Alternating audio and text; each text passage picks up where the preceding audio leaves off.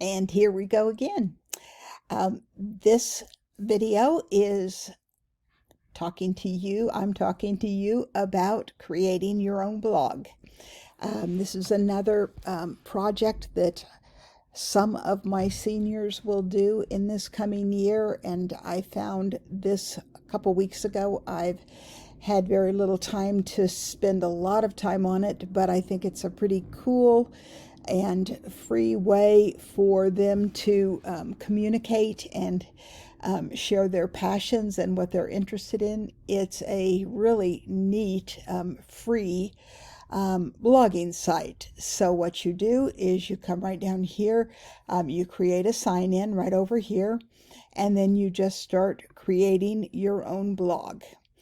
So I did mine through my Fort Hays email. And then you come over here and you start creating a layout, a theme, and pages. So I'm not going to make this real long, but I chose this cat theme, and it's called Soho Light. Once you've chosen that, and there's a whole lot of different ones that they had to choose from, it really surprised me how many different choices that they're given, because I haven't run into any charges whatsoever. You can then start doing different pages and different layouts. There's sidebars. You can add gadgets, search engines, searches, archives. They have pre-written, a lot of different pre-written articles that they can choose from.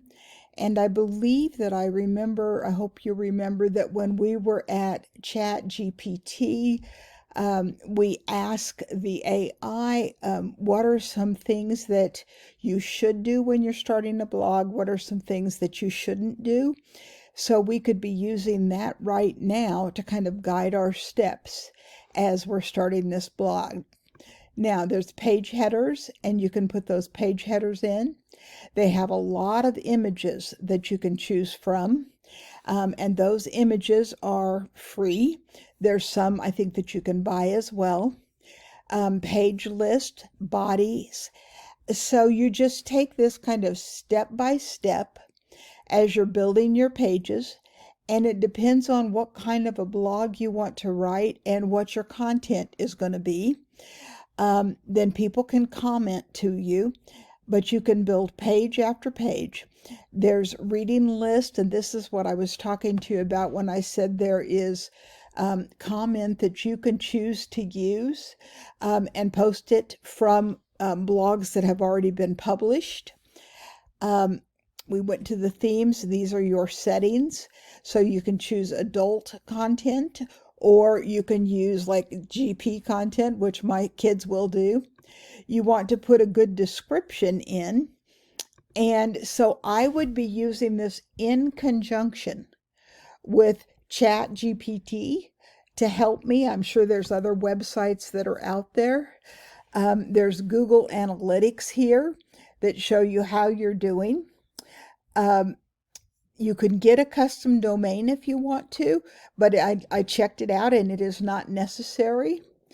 You can invite authors to interact with you, and I thought that was a really nice and kind of extra option. There were quite a few images that you could use free of charge.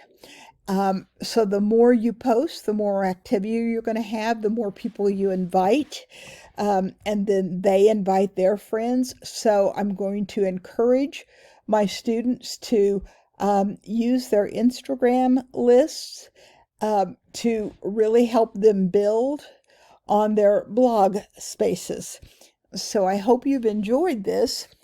As far as the standards go, once again, they're going to be drawing on the standards that we talked about in the last video.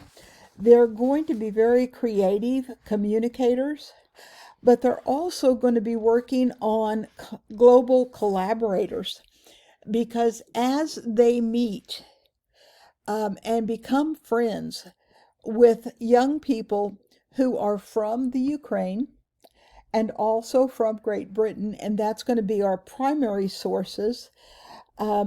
Those students who are in French class will be in either level 3 or level 4. They'll either have had 3 or 4 levels of French by now. So about half of them will be able to collaborate with students from France. They're really going to be making some good, strong relationships throughout the year. So I believe that the standards are going to be 1.7b, working with others collaboratively with technology, and 1.6b again, creating original works, responsibly repurposing and remixing digital resources. So I'm really excited about this blog. That is it for 1.3. I will see you back on the 4th video in just a moment.